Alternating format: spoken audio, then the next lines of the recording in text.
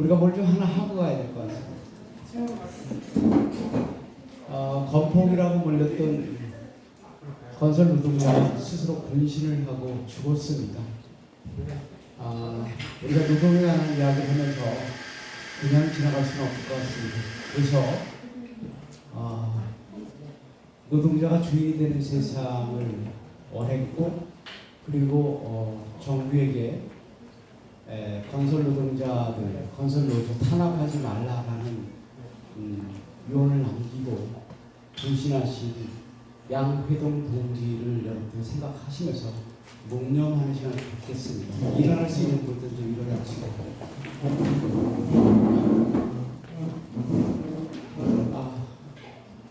고인의 영년, 그리고 고인이 바라는 세상이 빨리 왔으면 좋겠다는 마음을 가지고 다 같이 잠시 묵념하도록 하겠습니다. 일단 묵념.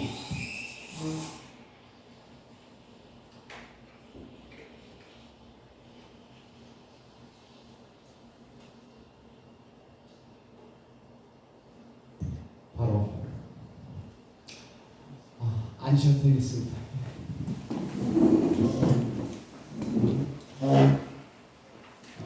이미 공지해드린 바와 같이 저희가 3번에 걸쳐서 노동에 관한 기획을 하고 3번에 걸쳐서 포럼을 진행하겠다는 말씀을 드렸고요.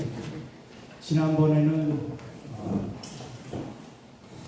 이수호 전 민주노총 위원장이시고 전태일 재단의 이사장을 하셨던 분, 그리고 풀빵 사업을 가열차게 진행하신 분을 모셔다가 얘기를 들었고, 오늘 두 번째로는 하종강 교수를 모셔주셨습니다. 여러분들한테 배포해드린 자료에 하 교수에 관한 소개가 아주 자세하게 되어져 있습니다. 하 교수도 보더니 어디서 얻었냐고, 구글에서 얻었습니다. 구글 참 무섭습니다. 그런데 그거 말고 저는 꼭 하종강 교수를 여러분들 개인적으로 소개하고 싶은 생각이 있습니다. 보시다시피 저하고 갑자기 제 중학교 고등학교 동창이기도 합니다. 같은 말 한 적도 있고, 저는 친구들한테 그런 이야기를 합니다. 하 교수, 우리 종강이라고 하죠. 종강이 참 대단한 사람이다라고 얘기하는 이유 중에 하나가 한결같은 사람이에요. 옆에 지금 부인도 와 계신다만 아마 중학교 2학년 때 같은 교회 다녔던 누님이세요. 누님. 일도 그렇게 하세요. 일도. 보시다시피 대학 다닐 때도 여러 가지 시국 사건들 때문에 고초를 많이 겪었는데, 끝나자마자 인천에 조화순 목사님 계셨던 일꾼교회, 그 교회에 일꾼 자료실이라는 곳이 있습니다. 그곳에서 노동 문제를 가지고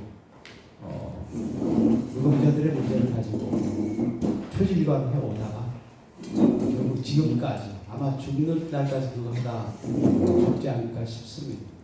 난 그래서 이 친구가 참 한결같다는 생각이 들고, 그것 때문에 제가 참 좀 좋아하기도 하고 어떨 때는 존경하기도 합니다. 사실 존경합니다. 이런 사람들이 별로 많지 않은 세상에서 이렇게 살아가는 것 자체가 큰 도움이 되지 않을까, 세상에 도움이 되지 않을까 싶습니다. 그럼에도 불구하고 대한민국의 노동자의 현실은 참 어렵고 힘듭니다. 그래서 그런 이야기 좀 드려보려고 합니다. 그러고 뒷부분에 가서 특별히 주문을 부탁드린 것 중에 하나는 뭐냐면 교회 일을 해달라고 했어요. 한국의 교회들이 노동자 문제를 어떻게 생각하고 있는지를 좀 듣고 싶긴 하고요. 각성한다는 차원에서 필요하지 않나 싶은 생각이 들어서 그 부분도 좀 부탁을 드렸다는 말씀 좀 드립니다. 그러면 하 교수로부터 강연을 듣는데 약 1시간 정도, 1시간 90분 정도 하고 간단하게 질문을 받고 하는 시간을 갖도록 하겠습니다. 여러분 큰 박수로 맞아주시기 바랍니다.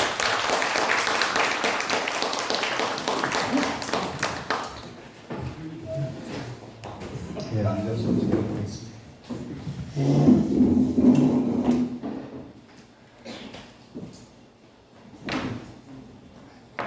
치울까요?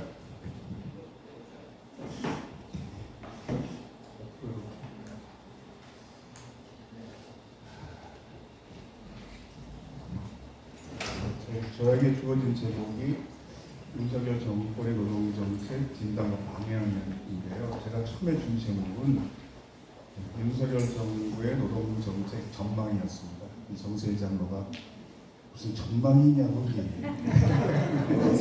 제목을 바꾸겠다고 진단과 방향을 바꿨네요. 네, 홍보자를 보니까 여기 이제 빽이 있는 자료 중에 이런 내용이 있어요. 하종강 교수가 생각하는 기독교와 노동운동에 대해서도 들어보겠습니다.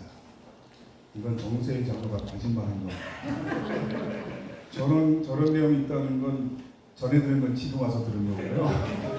저도 자료 보고 알았어요. 물론 저 분야 이야기 제가 할 수도 있는데 1시간 반 속에서 저 얘기까지 하면 어렵습니다. 제가 노동자들하고 성경 공부 한 1년 동안 해서 일꾼의 성서라는 책도 만들어 봤고요. 클래식 1년도에 나온 책이니까 6개월이 됐습니다. 그 다음에 서남동 박사님이 돌아가시기 직전까지도 노동자들과 같이 성경 공부까지 해주셨어요. 그래서 그런 얘기 할 수 있습니다. 그리고 새롭게 하소서에 2번이나 출연했어요. 그래서 하자면 할 수 있지만 여기 목사님도 많이 계신 데서 윤석열 정권 이야기하면서 저희까지 시간은 없고요. 다만 저에 대해서 사람들이 잘 모르실 것 같아서 그리고 다행히 제가 지난 주일에 그 나들목 동행교회 가서 하나님 나라와 노동이라는 제목의 설교를 했습니다. 그런데 저 동영상이 유튜브에 지금 올라와 있어요. 제가 저작권 있는 거 다 삭제하고 공개 가능한 것만 공개하자고 해서 혹시 궁금하시면 저거 검색해서 보시면 다 무료로 보실 수 있으니까요. 그런 내용을 저기서 보시면 될 것 같습니다. 일단 저에 대해서 모르시는 분도 계실 것 같아서 저를 소개하는 영상부터 보겠습니다. 새롭게 하소서에 2번째 출연했을 때 만든 인트로인데 비교적 잘 맞는 것 같아요. 대형마트 비정규직 노동자들의 애환을 그린 인기 웹툰 송곳. 드라마로도 제작된 이 작품은 실제 모델을 두고 만들어졌습니다. 바로 성공회대 노동아카데미 하종강 교수. 군부 독재에 맞서 싸운 학생들을 연행한 사건과 연루돼 고문을 당했던 청년 하종강. 20살 때 했던 첫 번째 선교단체에서 자원봉사를 하며 노동자들의 이야기를 들은 그는 그들의 삶에 관심을 갖게 되고 새마을로 콘텐츠 스마을들이고요. 그후 15년이 넘는 시간 동안 노동자들을 위해 상담하고 가운데 매진하고 있습니다. 이웃을 사랑하라는 주님의 말씀에 순종하여 우리 주위의 낮은 자들의 친구가 되어주는 하종강 교수. 그의 진솔한 이야기를 들어봅니다. 네, 저런 사람입니다. 그러면 이제 오늘의 주제 윤석열 정권의 노동정책 진단과 방향에 대해서 시작해 보겠습니다. 윤석열 정부 노동정책에 대해서 우려할 수밖에 없는 이유가 있어요. 후보 시절에 했던 몇 가지 발언이 있습니다. 이런 거죠. 노동 시간에 대해서 이렇게 말했습니다. 120시간 정도 일할 수 있어야 한다. 이런 얘기 잘 기억하시죠? 이런 내용입니다. 그 다음에 최저임금에 대해서도 이런 이야기를 했습니다. 최저임금보다 적게 받고 일할 수 있도록 해야 한다. 이런 이야기를 했어요. 그리고 중대재해처벌법에 대해서도 상당히 기업에게 부담이 되는 거 보니까 내가 대통령 되면 대통령용으로 쫌쫌하게 다 봐주겠다. 허술하게 만들어주겠다. 이런 약속을 했습니다. 이러한 발언들은 정치 경험이 일천했던 정치 초년생 시절에 한 말들입니다. 그래서 대통령 당선된 뒤 정치인으로 경험을 쌓는 과정에서 시각이 교정되기를 기대했으나 지금 보면 그냥 저게 현 정부의 정책 기조입니다. 신념으로 굳어졌어요. 빌리 엘리엇이라는 영국 영화가 있습니다. 광부들이 턱을 하다가는 광부가 아래를 내리고 발레학교 유재엽씨를 보러 갑니다. 오디션 끝나고 강당을 나갈 때 그 발레학교 교수가 광부에게 마지막 인사를 뭐라고 건넸을까요? 잠깐 보겠습니다.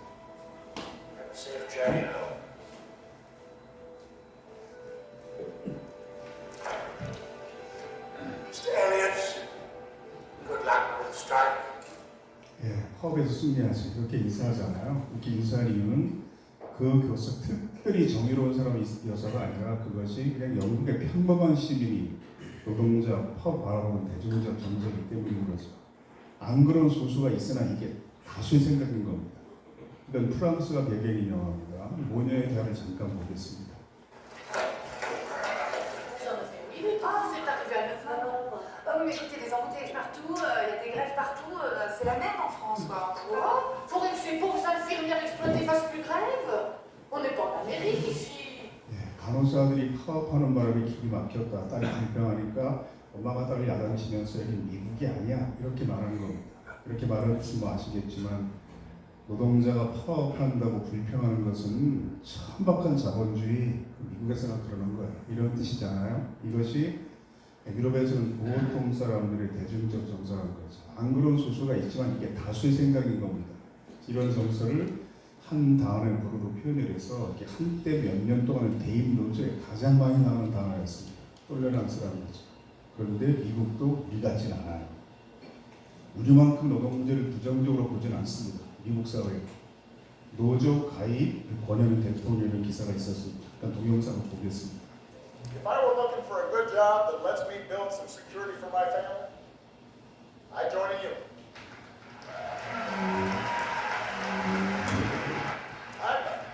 I travel a lot. I've been to countries that don't have unions, that prohibit unions. That's where you got still child labor. That's where you have terrible exploitation and workers are constantly being injured and hurt. There are no protections at all. And that's true for everybody because there's no union movement.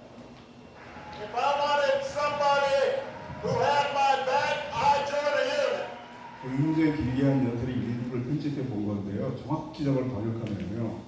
여러분이 직장 생활하다가 예기치 않은 나락에 빠졌을 때 우리가 든든히 받쳐주길 바라십니까? 그럼 노조에 가입하세요. 이런 내용이거든요. 바이든은 이런 말을 했어요.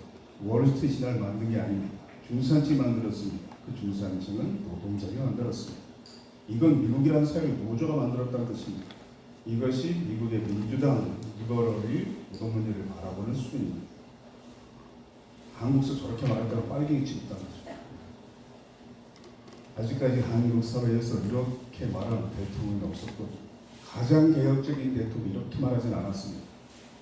미국이 노동자를 존중하는 나라는 뜻이 아니라 한국 사회 정치 경제적 인식은 자본주의 원인이라는 말을 듣는 미지국주의 주주 자본주의보다 훨씬 더 보수되어 있다는 뜻입니다. 우리가 그런 사회에 태어나 살아온 겁니다 지금까지. 그래서 이런 걸 전제로 오늘 제가 이번 문재인 정부가 16.4%나 회생 인상했습니다. 굉장히 급격한 인상이라고 생각하시죠? 오바마는요 40% 인상했습니다. 미국도 이 정도 합니다. 바이든은 37% 인상했습니다. 미국도 그 자유주의 정당, 민주당 이 정도 하거든요. 그러니까 우리가 굉장히 보수적인 사회에 태어났다. 이런 걸 전제로 한국 노동 정책을 보겠습니다. 제가 4가지 정도를 제가 준비했어요. 시간 되는 데까지 하겠습니다. 정신이 장로가 90분 넘기면 큰일 난다. 그래서 그때까지 하고 마치겠습니다. 노동시간에 대해서 살펴보겠습니다. 자, 이렇게 말하면 어떻게 말해야 될까요? 우선 주 52시간제라는 요거부터 문제가 있습니다. 우리 정확하게 40시간제를 실시하는 나라 20년 전부터 굳이 50이라는 숫자를 사용하고 싶으면 주 최대 52시간제라고 표현해야 돼요. 우리 40시간제입니다. 우리나라 노동자들이 세계 최장 시간 노동하는 것은 부인할 수 없는 사실이니 어떻게든 노동시간을 줄이는 방향으로 정책을 추진해야 돼요. 그러니까 제가 이렇게 말로만 설명해도 되는 걸 다 글로 설명하는 친절한 말입니다. 이런 거 그냥 말로 해도 되잖아요. 근데 왜 이렇게 만들었을까요? 성공회 대학교는 규모가 상당히 작은 대학이어서 전임 교수가 한 100명 정도밖에 안 됩니다. 그런데 인권을 전공한 교수는 가장 많은 대학교입니다. 그래서 문명에 저항하느라고 아직까지 휴대폰을 안 쓰는 교수가 2명이나 있어요. 본인들은 전혀 안 불편합니다. 우리가 불편합니다. 만날 때마다 아주 하나 사서 써. 그러면 기종을 열심히 알아보고 있어요. 그 다음 들은 지가 12년째 됐어요. 선거대 간 지가 12년 전이니까. 그분들은 그러니까 인권을 전공한 사람의 공통점은 상대방을 굉장히 불편하게 한다는 겁니다. 우리가 월드컵 축제를 작년에 치렀습니다. 근데 그분들이 이런 얘기를 하셔요. 카트라가 인구가 300만 명밖에 안 되는 작은 나라입니다. 11년 동안 8개 시설을 짓느라고 숙박시설까지 9개 시설을 짓느라고 필리핀, 방글라데시, 아프리카 지역 노동자가 200만 명이 고용됐어요. 국민이 300만 명이 나라에서. 그 중에 정확히 6,750명이 공식적으로 산업재로 사망했습니다. 카타르 정부가 보도를 철저히 통제했기 때문에 실제 사망한 노동자가 10,000명이 넘을 거다. 이게 엠네스티 주장입니다. 그럼 당신들이 지금 10,000명이 시체에서 축제를 치르는 거다 지금. 이런 지적들이 얼마나 불편합니까? 대학 수업 2년 넘도록 온라인으로 진행했습니다. 지난 학기부터 겨우 대면 수업이 시작됐어요. 그 교수들이 그런 제안을 한 겁니다. 청각 장애 학생이 있을 수도 있다. 그럼 전혀 소리가 들리지 않아도 그냥 모니터만 들여다보고 90% 이해하는 자료를 만들어라. 그래서 그런 취지로 만든 자료입니다. 그래서 여러분 무시해서 이렇게 만든 게 아니라 우리 수를 뭘로 보는 거 이 생각 드실 정도로 굉장히 유치하게 만든 자료는 그런 취지입니다. 따라서 노동시간을 더 늘릴 가능성이 있는 정책은 일단 방향 선점이 잘못된 거예요. 한국 사회에서 노동 문제를 바라볼 시각은 매우 부정적입니다. 윤석열 대통령이 후보자에 한 말입니다. 손발노동은 아프리카 하는 거다. 이건 말 한마디로 노동과 아프리카를 동시에 비하한 거예요. 그러니까 이 사람은 그냥 생각이 틀렸다기보다 그냥 생각이 없는 사람입니다. 인권 감수성이 반끝만큼 있으면 이런 말 하지 않습니다. 저렇게 말하면 안 돼. 이런 고민을 한 번도 안 해보고 산 거죠. 그동안. 노동시간에 대한 시각이 매우 노동 문제에 대한 시각이 매우 부정적인 이유 중 하나는 학교 노동 문제에 대해 제대로 가르치지 않았기 때문입니다. 그러니까 이런 조사 연구 보고를 보면요. 다른 나라는 정말 철저히 노동 문제를 학교에서 가르칩니다. 이게 독일 초등학교 교실 풍경입니다. 30년 전에 찍은 사진인데 무엇을 하는 모습일까요? 실제 노동 활동 속에 거의 똑같은 모습이 있습니다. 단체 교섭입니다. 이건 모의 교섭 수업이에요. 독일 초중등학교에서는 모의 교섭 수업을 1년에 6번 정도 참여합니다. 학생들이 초등학생 때부터 노동자들도 맡아보고 경영자들도 맡아보면서 미래사에 대비합니다. 나중에 노동자가 되거나 경영자가 될 테니까 아마 한국서 이런 수업하면 대부분 경영자들을 맡아보고 싶어 할 겁니다. 기왕에서 가져야지 이런 생각으로 독일 학교에서는 노조 감독과를 신청해서 훨씬 많아서 경영자가 맡아서 항상 부족하다는 거예요. 독일에 직접 연수 가서 보고 온 교사들이 있습니다. 이야기 들어보니까 어떤 학급은 한 명을 제외하고 전부 노동자 감독과를 신청하더라 합니다. 그럼 그 한 명은 가업을 이어받아 경영자가 대략 3명 빼고는 다. 독일 학교에서는 어떤 내용까지 가르칠까요? 교과서 한쪽의 일부를 보겠습니다. 물론 번역된 내용으로 넷째 주부터 보겠습니다. 동맹을 형성하고 편일 의무서를 작성하고 서명운동을 전개하고 항일민권을 작성하고 플래카드나 벽보를 만들고 협약을 체결하고 대중매체 언론과 인터뷰하고 연설을 작성하고 이게 교과서 내용입니다. 이런 걸 학교에서 다 가르칩니다. 그러니까 한국사회 이러한 교육 내용에 대해 학교에서 학생들이 데모하는 기술을 가르치고 있네. 걱정하는 데 있겠죠. 이걸 왜 가르칠까요?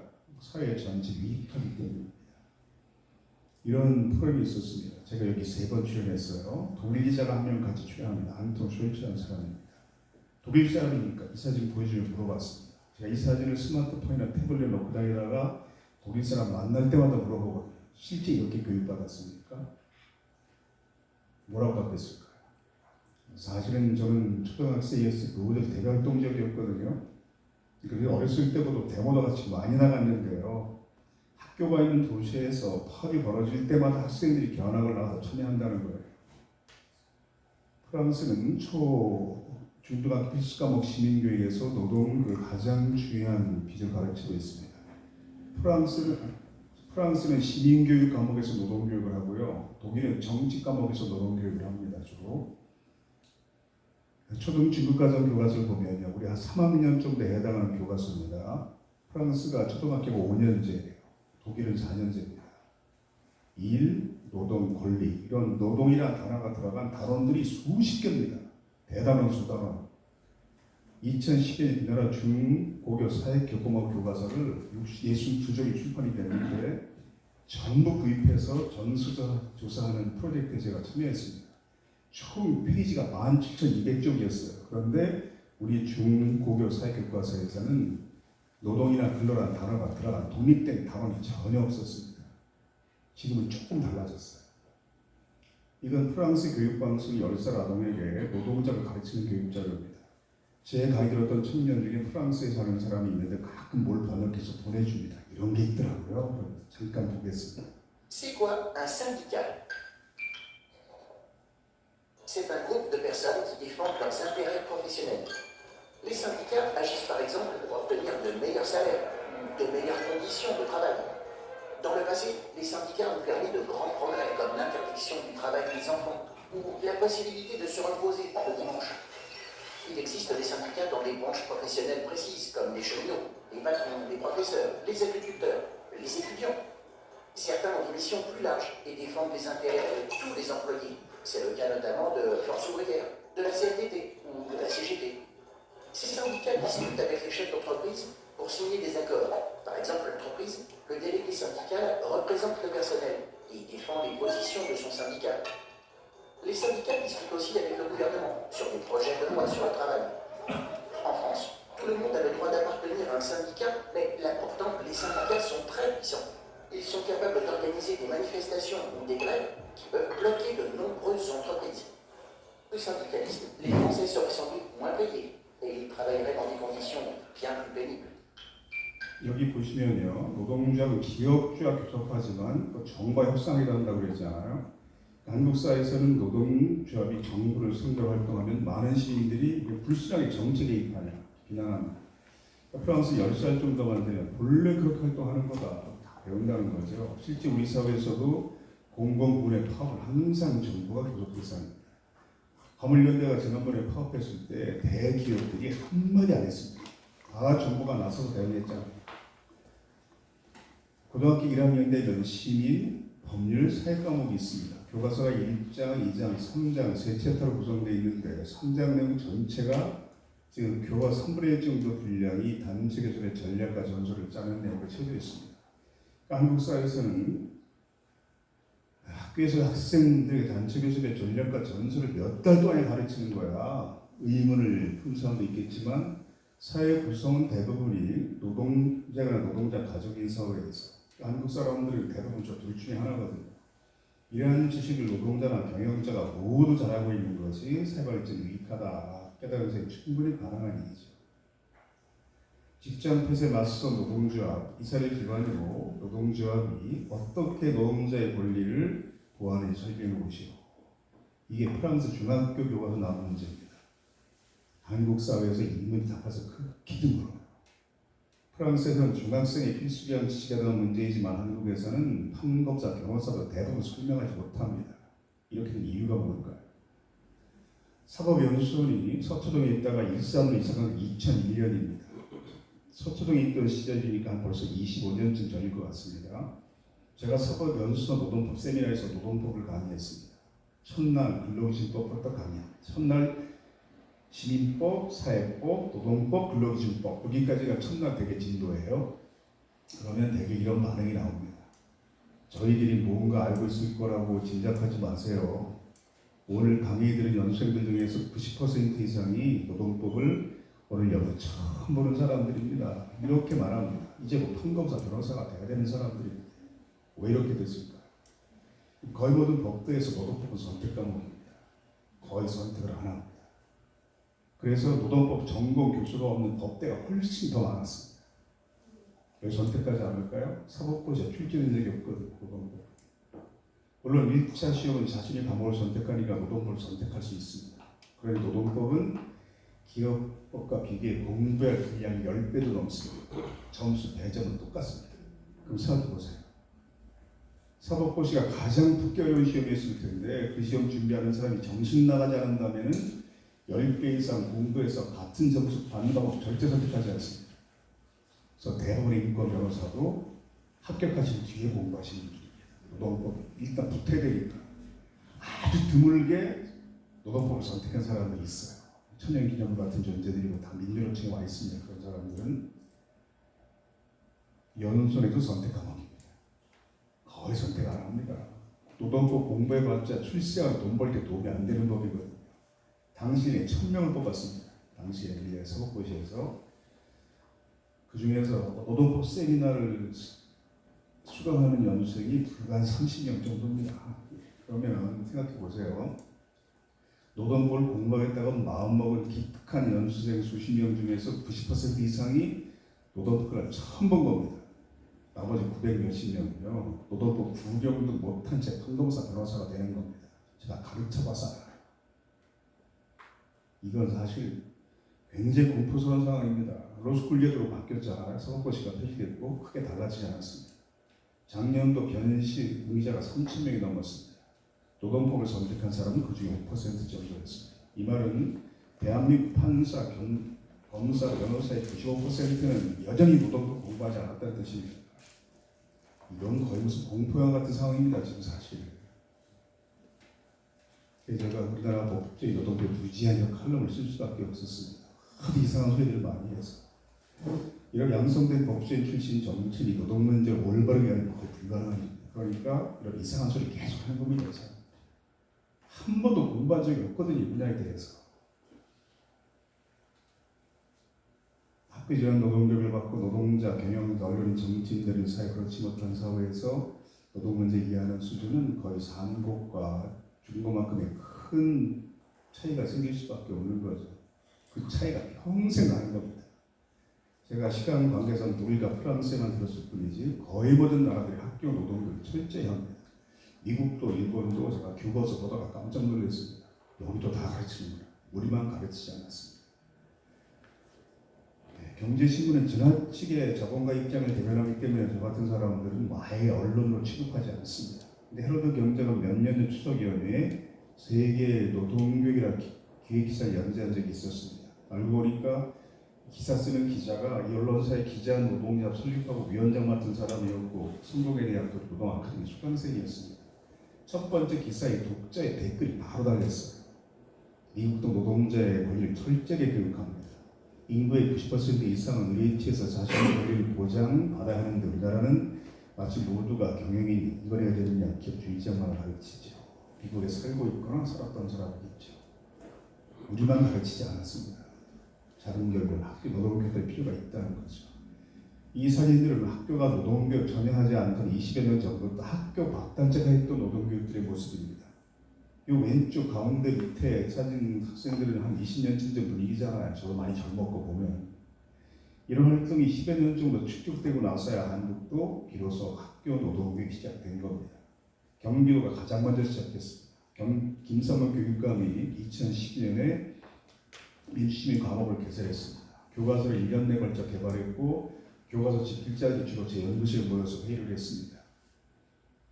1년 동안 겪었던 일들만 해도 참 이야기거리가 많은데 그런 얘기까지 할 시간 없네요. 그래서 2018년에 교육부에 민주시민 교육과가 신설됐고 교육청마다 민주시민 교육 담당 장학사가 다 배치가 됐고 학교마다 민주시민 교육 담당 교사가 다 배정이 된 겁니다. 그래서 학교 노동교육은 민주시민 교육의 일부로 시행되고 있었던 거죠. 이게 과거형이 됐을까요? 윤석열 정부가 이까부터 폐지했습니다. 제가 이게 어떻게 싸운 노동교육인데 이걸 하루아침에 10년 뒤에 후퇴시키냐 이런 칼럼을 쓸 수밖에 없었습니다.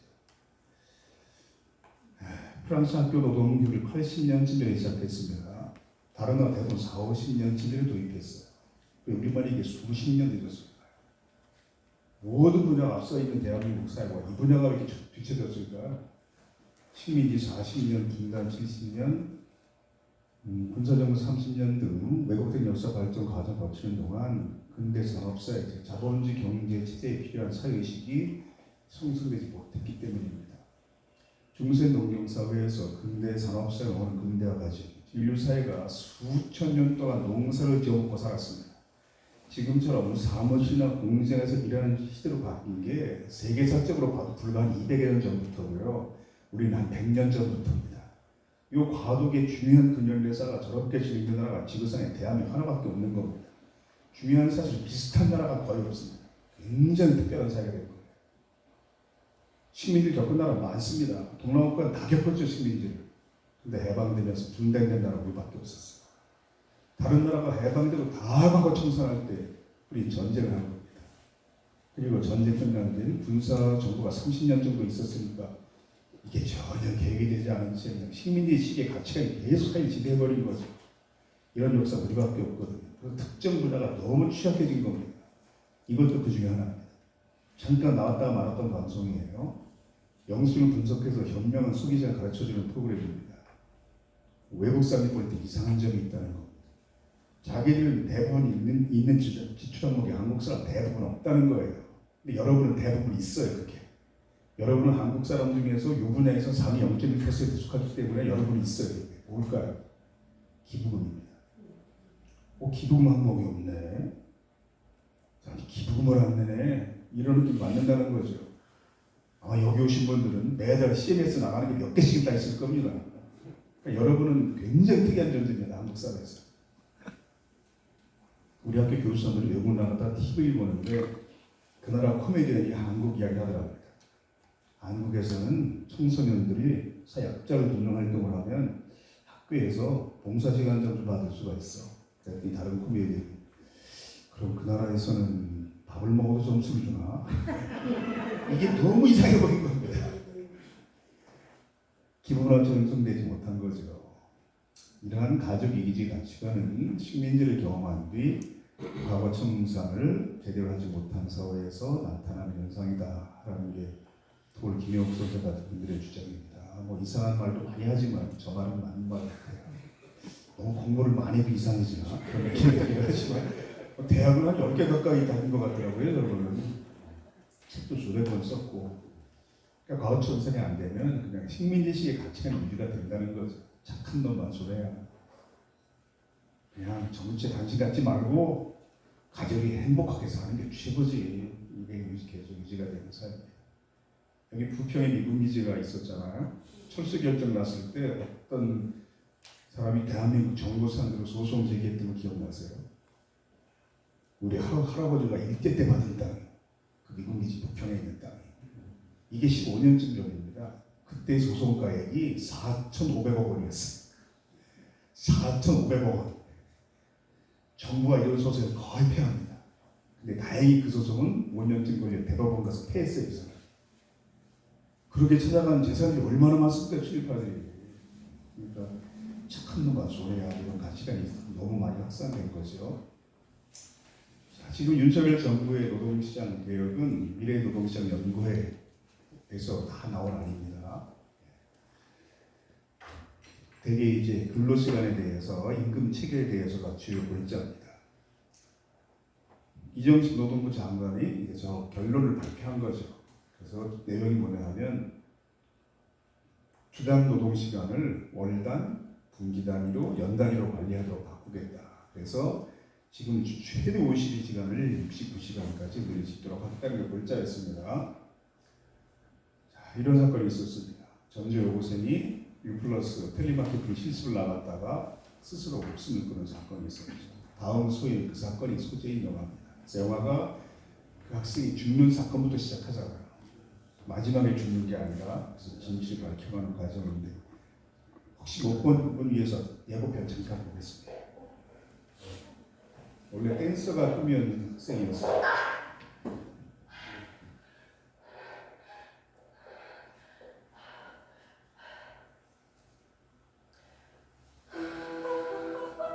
드디어 우리도 대게 보낸다 이거야. 천 원이고 여기다가 사인하시고. 반갑습니다. 저는 팀장 이준호입니다.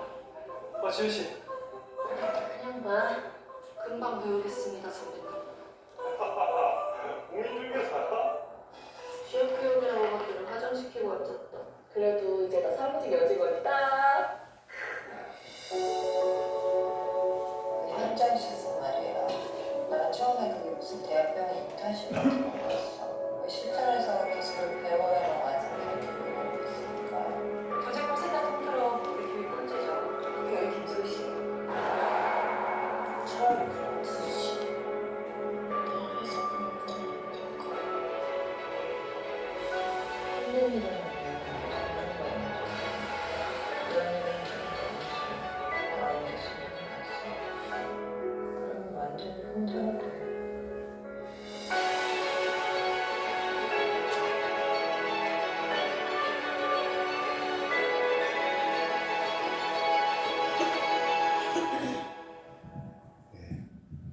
영화 보시면 아시겠지만 아무도 짐작하지 못한 결말로 끝납니다.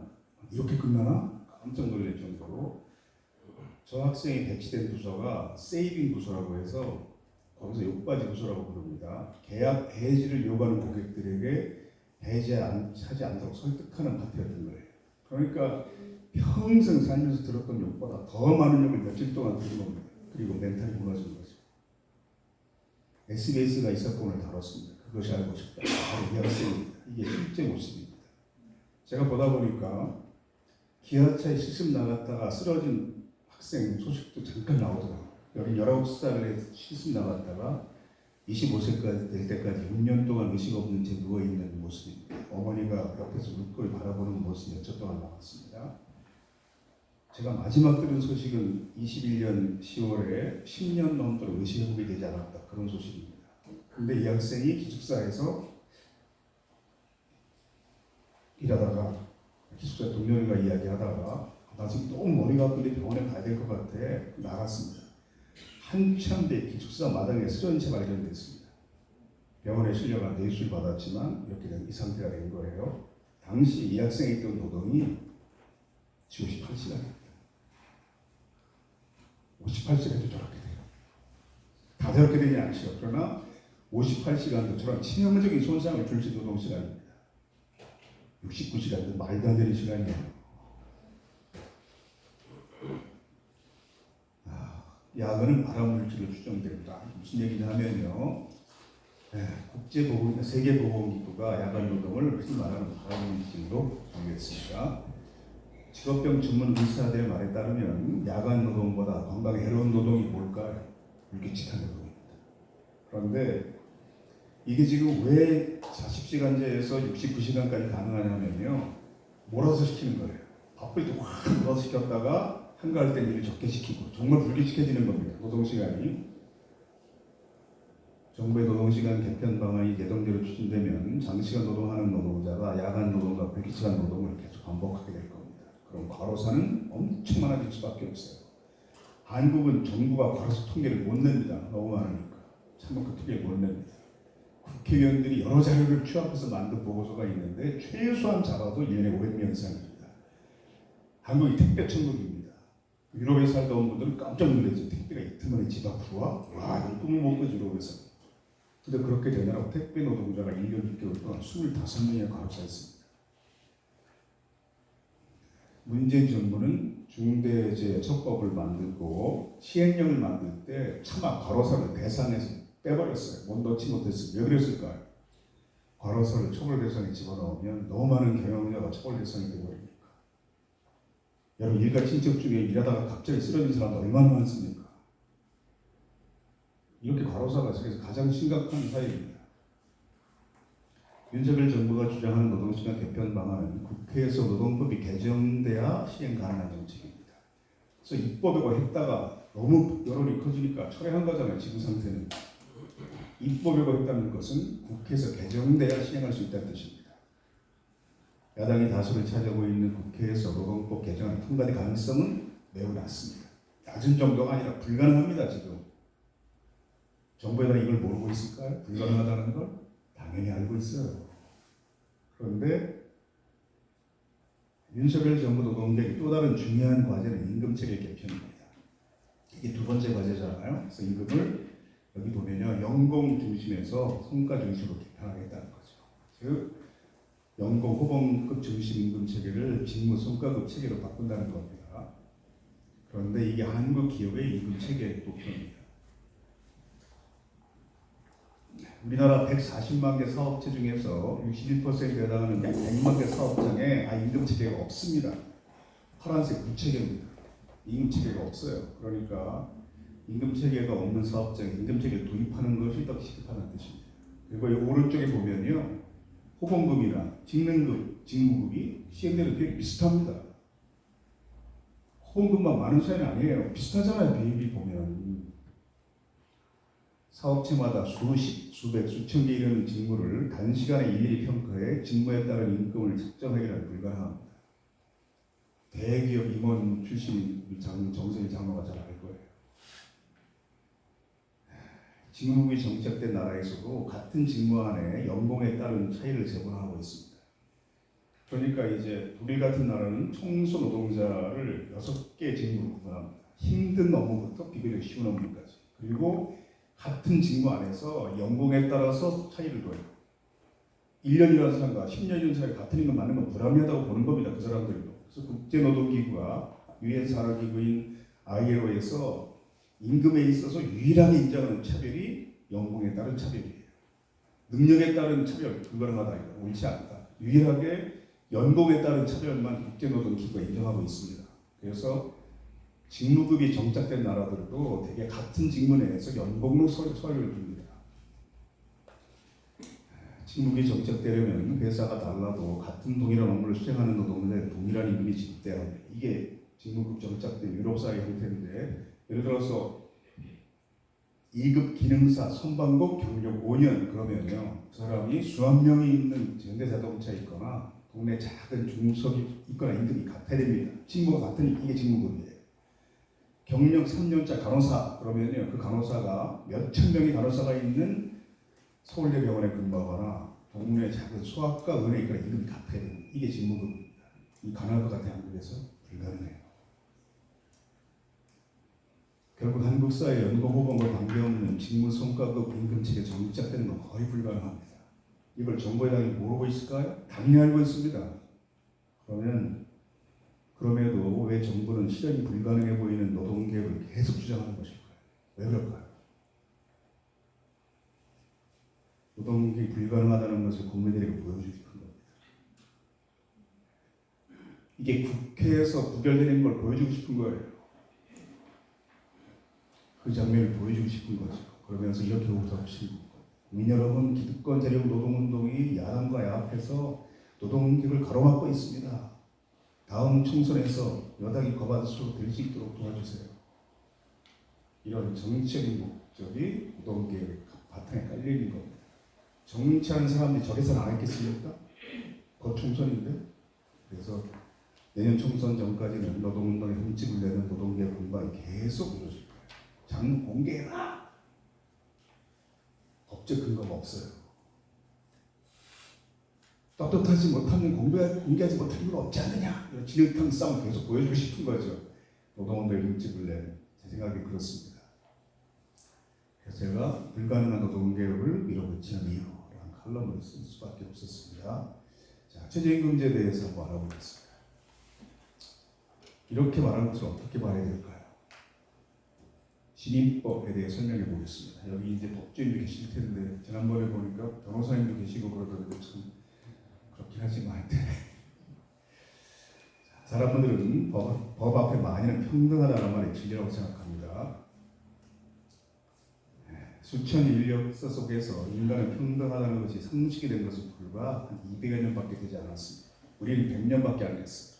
우리는 조선시대 끝날 때까지는 태어날 때부터 불평등한 게 상식이었습니다. 양반, 상놈, 구분되는 게 상식이었고, 그것에 저항하면 그걸 죽인다는 거죠. 그 신념이 법률 형성된 것이 신혁명을 통해 공건제도가 되었습니다. 그 원칙이 법률 형성인 그 시민법입니다. 굉장히 좋은 법이죠. 누구나 평등하게 적용되는 법이에요. 시민법 아래에서 만인은 평등하다라는 말은 진리입니다. 자, 그러면 사회법이 뭘까요? 형식적으로 법 앞에 평등한 인간이 실제로 현실 속에서 평등하지 않다는 것을 사람들은 점차 깨닫게 되었습니다. 실제로 모든 인간은 불평등합니다. 여러분께 얼마나 불평등합니까? 좀 잘생긴 사람이 있고 그렇지 않은 사람이 있어요. 좀 부유한 사람이 있고 그렇지 못한 사람이 있습니다. 키 큰 사람이 있고 키 작은 사람이 있고, 머리가 굉장히 좋은 사람이 있는 거 아니에요. 머리가 나쁜 사람도 있습니다. 모든 인간은 불평등해요, 실제로. 그래서 실제로 평등을 실현하기 위한 새로운 법칙이 구되었고, 그래서 만들어진 것이 바로 사회법입니다. 이건 굉장히 무식한 소리긴 한데요, 굳이 따지면 사회법이 시민법보다 한 수 높은 법입니다. 선진국인가 후진국에 따라서 시민법은 큰 차이가 별로 없습니다. 어떤 나라든지 돈 빌렸으면 갚아야 돼요. 사회법은 굉장히 차이가 큽니다. 유럽이 파업할 때 기사 눈여겨 보십시오. 프랑스가 파업했다. 파업 참가 인원이 100만 명, 200만 명입니다. 그리스 공무원 파업할 때 200만 명이 파업했습니다. 왜냐하면 불편이 크리스토 브로크가 큰 거야. 이게 공감되기 때문에 택시가 파업했는데 타결이 안 되잖아요. 며칠 뒤에 버스가 파업합니다. 그래도 안 되면 기차가 멈추고, 그래도 안 되면 비행기가 멈추고, 선박까지 다 멈춥니다. 그래서 파업 참가 인원이 막 200만 명이 되는 거예요. 요즘 공정여행하는 사람들 있잖아요. 제가 아는 공정여행하는 분이 사람 인수해서 스페인 갔습니다. 마드리드에 갔는데 청소 노동자가 파업을 하고 있었어요. 길거리에 쓰레기가 넘쳤습니다. 한국 특정 종교단체 소 유학생들이 자원봉사대를 조직해서 청소로 나왔다가 시민에게 쫓겨났습니다. 지금 뭐 하는 거냐 지금. 지저분할수록 효과가 큰 거다. 노동자의 파업권을 당신들이 지금 침해하는 거다. 그래서 쫓겨났습니다. 다른 나라는 파업에 대한 시각이 그렇습니다. 그래서 파업 참가 인원이 점점 많아져요. 100만 명이 파업하고 한 명도 해고되지 않고 한 명도 구속되지 않습니다. 우리 1000명이 파업하죠. 수십 명이 구속되고 수백 명이 해고돼요. 이거 사회법 차례. 사회법 체계에서는 모든 만인이 평등은 아니라 오히려 불평등합니다. 뭐 어떻게 되겠어요? 불평등하게 적용해야 평등해지는 겁니다. 이게 사회법 법입니다. 이건 요즘 교과서 나오는 사실이에요. 요즘은 우리 시민법의 평등 이퀄리티입니다. 아주 평등하게 키 큰 사람에게나 키 작은 사람에게 같은 크기의 받침대를 주는 겁니다. 이퀄리티, 이게 사회법의 평등이죠. 공평 또는 공정을 할 수 있는데 불평등하게 적용해야 평등해지는 겁니다. 이게 사회법 원리예요. 그럼 현실 속의 사회법 예를 봅시다. 노키아의 부회장입니다. 오토바이 타고 과속하다 걸렸는데 범칙금을 1억 3천만 원 냈고 이게 20년쯤 전 기사예요. 지금 화폐 가치가 한 10배쯤 되는 돈입니다. 스위스 한 부자가 과속하다 걸려서 3억 2천만 원 벌금 냈는데 이거 10년쯤 전 기사입니다. 그럼 저 최소한 저거 두세 배 이상 되는 금액이죠. 이게 사회법입니다. 아니 같은 죄를 지었는데 부자가 더 큰 처벌을 받아야 되나? 불평등하게? 우리는 그렇게 생각합니다.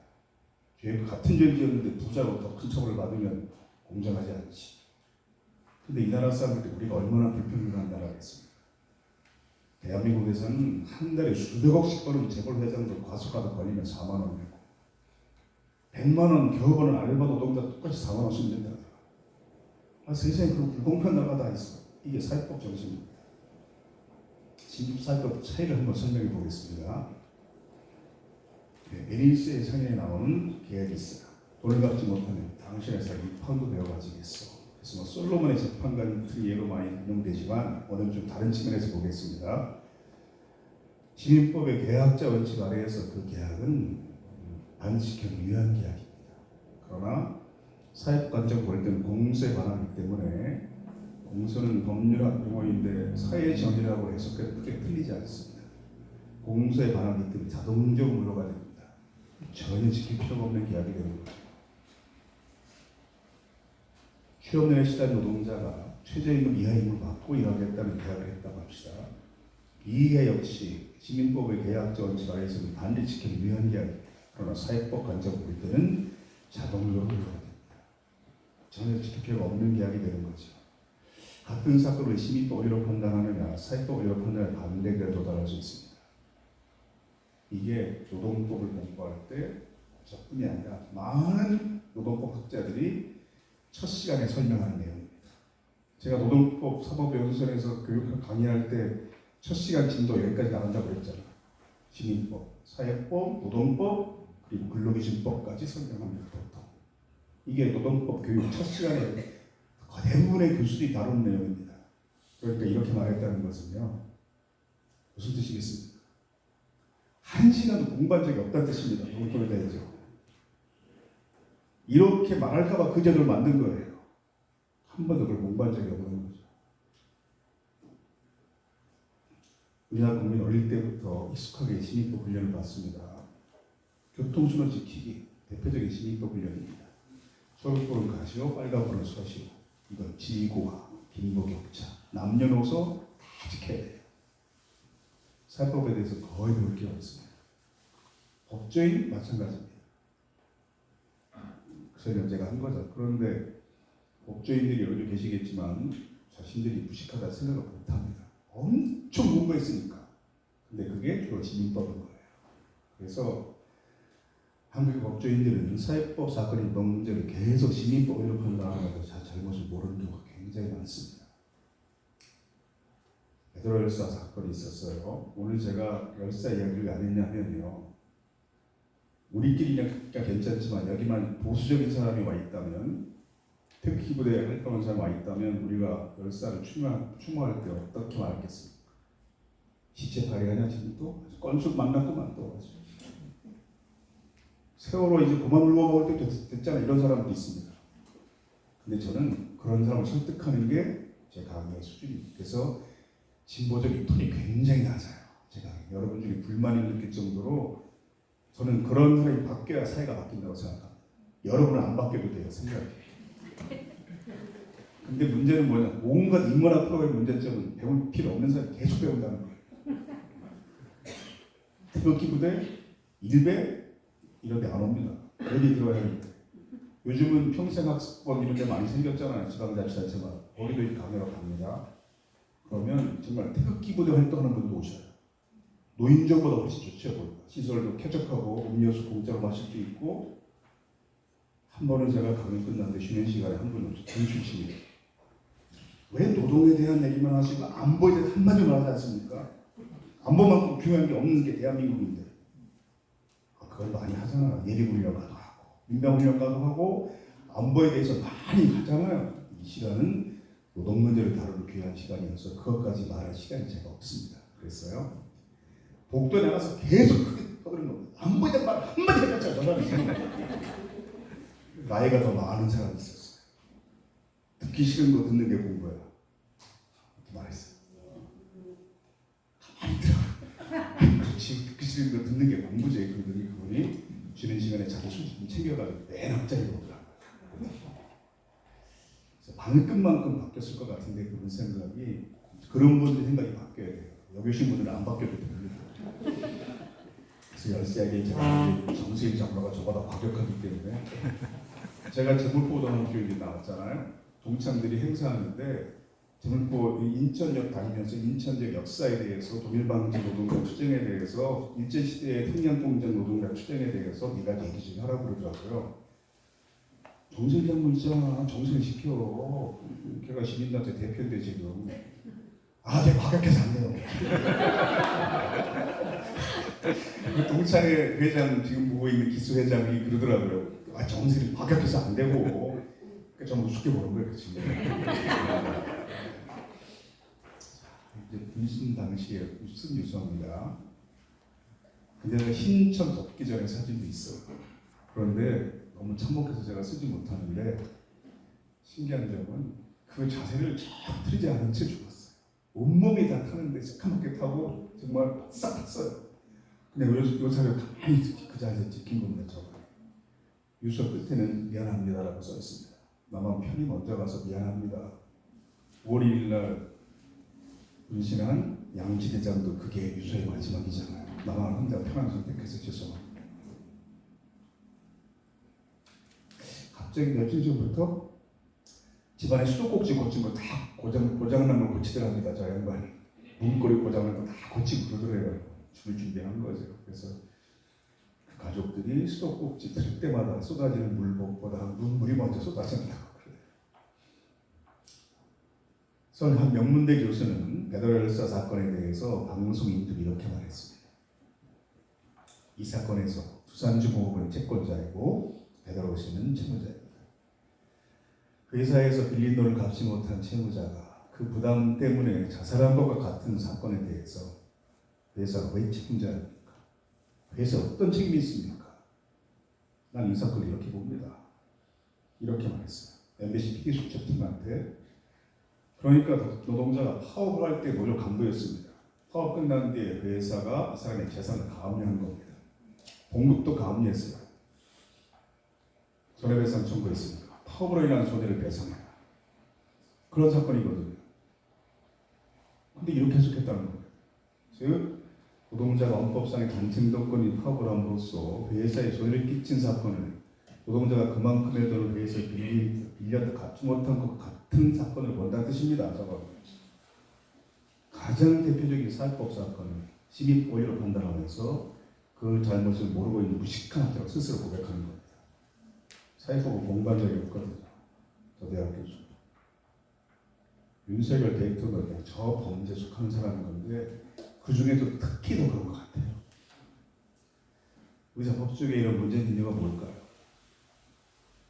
이분은 이제 부장판사로 근무하다가 사법개혁 요감에 스스로 옷을 벗은 판사입니다. 근데 이번에 이렇게 분석합니다. 이러한 문제는 근본적으로 우리 사회가 일제강점기 군사정부 시대를 거치면서 사법부 민주화, 사법부 개혁이 한 번도 이루어지지 않았기 때문에 나타난 현상이라는 거죠. 무슨 얘기냐면 다 아시는 내용인데 일제시대에 조선인 중에 판검사 된 사람이 있었습니다. 그 사람들도 독립군 잡아다가 모질게 수사했고 중형 선고했습니다. 사실 더 했습니다. 동족이 더 악랄하다 이런 말을 들어보셨죠? 일본인 순사보다 조선인 순사가 훨씬 악랄하게 독립군을 탄압했습니다. 왜 그랬을까요? 그 사람들은 동족 사회로부터 좀 멀어진 사람들입니다. 거리감이 생긴 사람들입니다. 그렇다고 해서 일본인으로 인정해주질 않아요. 그 사회에서. 몇 배 더 충성해야 자신의 지위가 보존되는 겁니다. 그래서 그런 거예요. 이런 현상은 노동운동 하다가 보수정당 들어간 정치 보면 알 수 있습니다. 본래 보수정당의 정치보다 훨씬 더 극우적인 발언들을 합니다. 그래도 내부에 기세력이 없어요. 갈수록 그러는 거죠. 다른 나라 해방될 때 그 사람들을 거의 다 처형당했습니다. 프랑스는 이제 한 5년 정도 점령돼 있었습니다. 독일에. 전쟁 끝난 뒤 나치혁명자를 색출해서 6,000명 이상을 사형에 처했고 2만 명 이상을 감옥에 보냈습니다. 그랬는데도 유럽의 다른 나라들이 프랑스를 비난했습니다. 왜 비난했을까요? 너희 과거 청산을 너무 온건하게 했다. 지금 6,000명을 사형에 처고 2만 명을 감옥에 보냈는데 우리 40년 가까이 점령돼 있었습니다. 우리는 어떻게 했습니까? 한 명도 처벌하지 않았습니다. 그 사람들이 고스란히 다 살아남아서 이승만 정부 때부터 판검사, 변호사를 대개 그들이 시작했고 법대 교수도 그 사람들이 시작한 겁니다. 이승만 정부 뒤에는 군사 정부가 30년 정도 있었으니까 이게 계속 개혁이 안 된 채 있었다는 거죠. 이분 주장에 동의하는 편이에요. 최저임금제를 영국이 굉장히 일찍 만들었습니다. 1809년.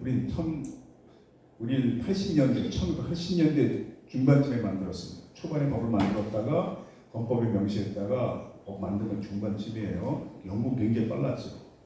최저임금제를 도입했습니다. 대처가 집권했을 때 이런 주장들이 나온 겁니다. 정부가 시장에 개입하지 않아야 경제가 살아납니다. 최저임금제가 국제 경쟁력을 약화시키고 실업률을 증대시키는 악영향을 미치고 있습니다. 우리 보수 정당이 집권할 때마다 듣는 내용들이에요. 그래서 70년 만에 최저임금제를 폐지합니다. 영국에서. 그랬더니 10여 년 지난 뒤에 빈곤율이 다른 나라보다 2배 이상 높아진 거가 되는 거예요. 그래서 토니 블레어 노동당이 집권했을 때 17년 만에 다시 이걸 부활시켜요. 최저임금제를. 똑같은 주장이 나오는 거죠. 월급을 올리게 되면 인력을 감축해야 합니다. 해고가 늘어날 겁니다. 실업률이 높아질 겁니다. 똑같은 주장입니다. 우리가 들었다. 그래서 영국에서 이번에 뿌리를 뽑자. 그래가지고 50여 개 대학에 참여하는 80여 개의 프로젝트가 진행됩니다. 연구의 목적은 동일합니다. 최저임금과 일자리 관계를 규명하자. 모든 연구의 결론은 동일했어요. 별로 관계없다는 겁니다. 왜 그런지 아무리 최저임금이 올라도 일자리에 큰 영향을 미치지 않는다. 일자리 총량에. 이거 설명하면 재밌는데 그런 얘기까지 시간은 없고요. 하여튼 그런 결론에 도달한 겁니다. 연구 결과 고용과 해고는 최저임금 제도와 거의 관계가 없습니다. 실업률이 그 외 많이 떨어졌어요. 영국에서. 자, 영국의 보수당 총리가 BBC 나와서 이런 말을 합니다. 최저임금제는 많은 사람이 기대했던 것보다 훨씬 더 성공적인 정책이며 최저임금 제도가 실업을 야기하는 요인으로 작용하지 않습니다. 보수당이 이렇게 인정하고요. 영국에서 정책 중에 가장 훌륭한 게 최저임금 제도, 이건 정치학회의 입장입니다. 다른 나라에서는 최저임금을 인상하면 일자리 줄어든다는 논쟁을 거의 하지 않습니다. 이미 결론이 났기 때문에. 그래서 저런 주장하는 사람들은 거의 영혼을 팔아버린 지식 장사꾼 취급합니다. 뿐만 아니라 2021년에 노벨 경제학상을 받은 미국 버클리 대학 카드 교수팀의 연구 결과가 그거예요. 미국에서 최저임금을 가장 많이 인상했던 유적기주에서 고용 감소가 나타나지 않았고 최저임금을 전혀 인상하지 않은 펜실베니아주에 오히려 고용이 증가했다. 이게 노벨 경제학설 받은 카드 교수팀의 결론입니다. 한국 보수 경제학자들은 그 경제신문들은 계속 이걸 폄하했어요. 이 발표 난 뒤에 뭐라고 했냐면 연구 결과가 중요한 게 아니라 연구 방식이 평가를 받은 거다. 그 노벨상은 결국 결론에 의해 주어진 게 아니라 훌륭한 연구 방식에 준 거다. 저 상은. 생각해 보십시오. 연구 방식이 노벨상을 받을 정도로 훌륭했어요. 그럼 그 결론이 진실이 아니겠습니까? 왜 한국 사람이 이걸 계속 폄훼하려고 할까요? 왜 우리나라에서만 최저임금이 인상되면 일자리가 줄어든다는 황당한 주장이 널리 퍼지게 될 걸까요? 바로 이래서 그렇습니다. 그 지식 인프라가 너무 지나치게 보수화된 거예요. 다른 많은 나라에서는 그런 주장하는 사람들은 자본과 영혼을 팔아버린 장사꾼 취급받습니다. 그러니까 이제 경제학자도 있을 텐데 제가 한번 번데기 한번 좀 잡아볼게요. 경제학은 대개 두 개로 거칠게 분합니다. 주류경제학, 비주류경제학이에요. 주류경제학은 이건 공급의 측면이라고 해서 자본의 시각으로 경제를 분석합니다. 그리고 부유층에 유리한 주장을 많이 합니다. 대표적인 게 부자 감세론입니다. 부자 세금을 줄여줘야 경제가 성장한다는 거죠. 이 비주류 경제학은 이건 분배 측면이라고 해서 주로 소비자, 노동자 시각으로 경제를 분석합니다. 그 약자 유리한 주장을 많이 하고 대표적인 게 임금 주도 성장론이에요. 전 세계 모든 나라가 임금 주도 성장론이라는 용어를 사용합니다. 웨이지 리드. 근데 문재인 정부가 이걸 도입하면서 한국은 임금 인상에 대한 저항감이 워낙 큰 사회이기 때문에 번역을 소득 주도 성장론으로 한 겁니다. 그래도 아직까지 그걸 공격하고 있어요. 계속 보수를. 이게 주류경제학, 비주류경제학의 차이죠. 미국 대학은 주류경제학자들이 많습니다. 시카고 학파가 대표적이죠. 유럽 대학은 비주류경제학자들이 많아요. 한국 대학은 어떨까요? 주류경제학자만 있습니다. 서울대 경제학과의 정태국 박사가 있었을 때 작년에 돌아가셨죠. 제가 물어봤어요. 야, 지금 경제학과 교수가 몇 명이냐? 33명이지. 그 중에 주류경제학자가 몇 명이냐? 33명이지. 이런 나라 없습니다. 전 세계. 공산권 나라는 이렇게 학문적으로 한쪽에 집중되어 있지 않아요. 어떻게 한 나라를 대표하는 국내 경제학 교수가 모두 자본의 시각으로 경제를 연구하는 학자들로 채워져 있습니다. 우리가 그 교과서로 공부한 겁니다. 그 사람이 쓴 교과서. 그래서 우리 교과서에 저런 주장이 나와요. 최저임금제가 취업을 야기하지 않도록 주의하게 한다. 이런 게 17권의 교과서에 나옵니다. 우리나라 교과서에서. 그래서 우리가 미국보다 더 보수적이라고 그랬잖아요. 제가. 정경련이 개체당을 위해 천 적이 있었어요. 워낙 잘못한 게 많아가지고 그랬더니 폴 크루만 교수를 초청했습니다. 2008년 노벨 경제학상 받은 미국 대학 교수. 권태신지는 정경련 이론가입니다. 경영자 출신이 아니라 정경련에 채용한 이론가 출신의 부회장이지. 7월부터 노동시간을 52시간으로 줄여서 일률적으로 적용하는 건 무리 아닙니까? 기업의 사정을 고려하지 않고 일률적으로 무조건 주 52시간 적용하는 건 무리 아닙니까? 미국 대학 교수가 그 말 듣고 뭐라고 그랬을까요? 52시간이나 일합니까? 굉장히 많이 일하는군요. 아니 한국은 선진국이지 않습니까? 정말 놀랍습니다. 어떻게 50시간 일합니까? 어떻게? 굉장히 부정적인 정보를 내가 지금 얻어요. 이렇게 얘기했어요. 계속 헛다리 입습니다. 저 사람. 임금이 너무 올라 사람을 줄이고 기업들이 해외로 갑니다. 노조의 힘이 소수에게만 이익이 됩니다. 노동자한테만 이익이 되고 있어요. 노조의 힘이 지금. 민주노총 바라보는 시각이 그겁니다. 지금 폴 크루만 교수가 뭐라고 그랬을까요? 더 많은 활동이 필요하죠. 덴마크는 70%가 노조에 참여했는데도, 즉 노조에 가입했는데도 과도한 인상 요구가 없습니다. 근데 10%만 가입한 한국에서 그게 가능합니까 지금? 이게 미국 대학 교수의 반응이에요.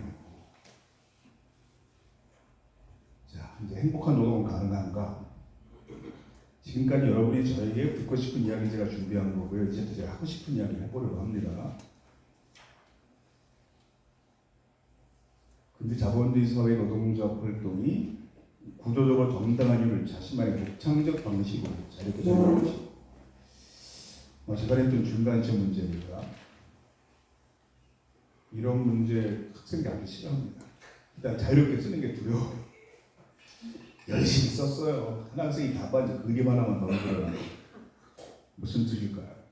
제가 만점 준 답안입니다. 숲에 보면 큰 나무도 있고 작은 나무도 있습니다. 큰 나무는 그 나무의 마음이 아무리 착해도 작은 나무에게 어떤 존재이겠습니까? 빛을 가리는 존재가 될 수밖에 없다는 거죠. 마음이 착해도. 이런 현상을 우리가 이제 구조적 모순이라고 표현하는 거잖아요. 왜 이 그림이 노동자 활동의 정당한 선택하는 것일까요? 노동자가 임금 인상을 요구하는 것이 정당한 이유는 그 노동자 인품이 상당히 훌륭해서 형성되는 것이 아니라 근대 산업사회가 자본주의 경제 체제가 저 숲과 같은 모순된 구조를 가지고 있어서 이 숲의 작은 나무가 어떻게든 자기 키를 좀 더 키우려고 노력하는 이게 당연히 정당한 거죠. 자본주의 사회 노동자가 행복한 삶을 추구하는 권리합장 요구가 일단 구조적으로 정당한 측면이 있다는 겁니다. 이게 서울대병을 교섭하는 모습입니다. 왼쪽 사람들은 노동자 간부들입니다. 간호사, 간호조무사, 임상병리사, 조리종사원, 청소노동자의 대표들입니다. 오른쪽은 경영진 대표로 대부분 의사들입니다. 그럼 양쪽의 학력을 한번 비교해 보십시오. 어느 쪽 사람들의 학력이 높은 편이겠습니까? 전국의 모든 사업장에서 언제나 경영자 쪽 학력이 훨씬 높습니다. 그렇다고 해서 왼쪽에 있는 노동자들의 거칠고 투박한 주장이 오른쪽에 있는 경영자들의 세련된 주장보다 정당하지 않다. 이렇게 볼 수 없다는 거예요. 이 원리를 법률적으로 잘 체계화한 게 노동상권입니다. 이걸 여기서 설명하지 않겠어요, 굳이. 제가 김대동 씨가 전국 순회 강의를 이제 2달 반 했어요. 사람들은 김대동 씨 보러 온 거예요. 근데 제 강의 먼저 들어야 그 다음에 김대동 씨 만날 수 있어요. 이게 이제 불인 거지. 그래서 요 다음에 유신 씨하고 한 바퀴 돌았고요. 요 다음에는 김창옥 교수랑 한 바퀴 돌았습니다. 그래서 제동 씨가 노동사건을 정말 쉽게 설명하더라고요. 우리가 알아듣는 우리말로 좀 쉽게 설명합시다. 헌법제 33조 노동사건이 뭐냐면요. 야 모여봐 동료 노동자들 이게 단결권입니다. 어이 나와봐 얘기 좀 합시다. 사장에게 이게 단체교섭권입니다. 말이 안 통하네. 그럼 불러옵자 성과 없을 때 이게 단체행동권입니다. 이건 상당히 살벌한 권리예요. 왜 전 세계 대부분 나라에서 노동자들이 자기 이익을 추구하면서 다른 사람에게 손해를 끼칠 수 있는 살벌한 권리를 노동자의 가장 기본적인 헌법상의 권리로 보장하고 있을까요? 왜 그렇겠어요? 제가 방송에서 또 설명 잠깐 들어보겠습니다. 제가 이제 생각나는 일이 있는데 보도 내용을 보면서 학교 비정규직 급식 노동자가 파업을 한 적이 있었습니다. 수업 중에 한 학생이 학교 급식 노동자들이 파업을 하고 있는데 결식하고 밥을 굶지 않습니까? 이런 문제 어떻게 봐야 됩니까? 굉장히 착하고 정의로운 학생이에요. 그래서 이건 뭐라고 설명을 했냐면 모든 파업은 불편과 손실을 발생시킵니다. 근데 우리가 잠깐 그런 불편을 감수해야 더 나은 사회를 발전할 수 있는 거고, 두 번째는 그 불편에 대한 불만을 파업하는 노동자에게 할 것이 아니라 대책을 마련하지 못한 학교와 교육 당국에 해야 됩니다. 그러니까 노동자의 파업으로 불편이 발생할 수 있는데 다른 나라들에서는 그 불편에 대한 불만을 노동자들에게 하지 않고 파업을 발생시키게 한 경영자들에게 가서 따집니다. 그래야 사회가 발전하거든요. 그래서 청소 노동자가 파업을 하면 다른 나라 노동자의 시민들이 세를 모아서 시장집 앞에 가서 보이는 운동을 벌여요. 대대적으로. 모든 파업은 불편을 발생시킵니다. 근데 그것만 이렇게 특화시켜서 보도하면 헌법상에 보장되어 있는 노동자들의 파업권을 부인하는 행위랑 마찬가지인 거죠. 이런 외신의 기사들이 가끔 올라옵니다. 보면 시장 앞에 쓰레기 쌓입니다. 다른 나라 시민들은 그렇게 하니까. 하림치가 이런 얘기를 했어요. 그리스 여행 당시 경험인데요. 공무원이 24시간 파업을 들을 때 도시가 마비된 적이 있었습니다. 이때 200만 명이 파업했어요. 그리스에서. 쓰레기 대란 발생했고 경찰, 조강관, 해양 경비대까지 파업을 했어요. 전기까지 다 끊겼다는 겁니다. 근데 하림치가 묵었던 홈스테이 가족들은 전기가 나가면 촛불을 켜고 음악하고 놀고 기타 치면서 쓰레기가 쌓이면 나중에 버리자. 그러면서 파업을 불효력이지 않더라는 거죠. 파업으로 세상이 멈췄지만 자연스레 바람을 그리스 국민 이해할 수 없는 일이었습니다. 우리만 이해를 못하는 겁니다. 다른 나라는 거의 대부분 다 이해하고 소수가 이해하지 못하는데 우리만 식민지 40년 뒤 분단이 70년 있었고 그 와중에 군사 정부가 30년 정도 집권하는 바람에 이게 이해가 안 되는 특이한 사회가 돼버린 거죠. 전 세계 많은 나라에서 노동자가 자신의 이익을 추구하며 다른 사람에게 손해를 끼치면서까지 싸울 수 있는 권리를 헌법상의 기본권으로 보장하고 있는 이유는 무엇일까? 산업혁명이 200년 동안 진행된 자본주의 과정 속에서 노동자에게 그러한 권리를 보장하는 것이 경제적 손실을 발생시키고 시민의 불편을 초래할지라도 사회 전체는 유익한 영향을 끼친다는 사실이 많은 경험을 우리 통해 검증되기 때문인 거죠. 우리 사회에서는 그동안 노동 문제에 대해 거의 가르치지 않은 채 수십 년 세월 동안 보수론 등을 통해 친기업 정사, 반노동 정사가 일방적으로 주입되었던 겁니다. 작은 결론, 지금까지 노동 문제에 갖고 있었던 자질을 굉장히 의문을 품을 필요가 있습니다. 노동조합, 민주노총, 파업 이런 단어를 들을 때 머리에 떠오르는 생각들이 이게 다른 나라 시민과 좀 다른 생각일지 모릅니다. 오랫동안 주입된 기업적 시각일지 몰라 의식을 가져보셔야 그 다음에 진실이 보인다는 겁니다. 대한민국 굉장히 잘 산 나라입니다. 경제규모 세계 10위입니다. 230개쯤 되는 나라 중에서 우리 10번째로 돈이 많은 나라입니다. 지금. 이건 부인할 수 없는 데이터예요. 1인당 소득은 세계 6위입니다. 이탈리아 우리 2년 전에 제꼈어요. 올해 안에 일본보다 소득이 많아질 것이다. 이렇게 전망하기로 합니다. 엄청 부자 나라입니다. 그런데 출생률 세계 최저입니다. 198개 중에 198입니다. 북한이 117이에요. 출생률이. 자살률 가장 높습니다. 이게 자살 그래프는 매月짙은 색이 한국 자살률입니다. 노인 자살률을 비교할 나라조차 없습니다. 붉은색이 한국 노인 자살률입니다. 비슷한 나라도 없습니다. 우리가 엄청 강한 나라면 이게 말이 돼요. 200이 바깥인 나라면 경제 규모가 아니 10번째로 돈이 많은 나라고 1인당 소득은 세계 6번째로 많은 나라인데 왜 가장 악인하기 겁나는 사회에 살아가기 두려운 사회가 됐을까요? 이런 특이한 사회 우리밖에 없거든요. 전 세계에서. 이 이유가 뭘까요? 자, MZ세대 바람 불었습니다. 다행히 제가 다 만나봤어요. 삼성전자, LG전자, 현대자동차, 네이버, 카카오의 석사, 박사급 연구직들입니다. 노동자 만들 때 연락이 오더라고요.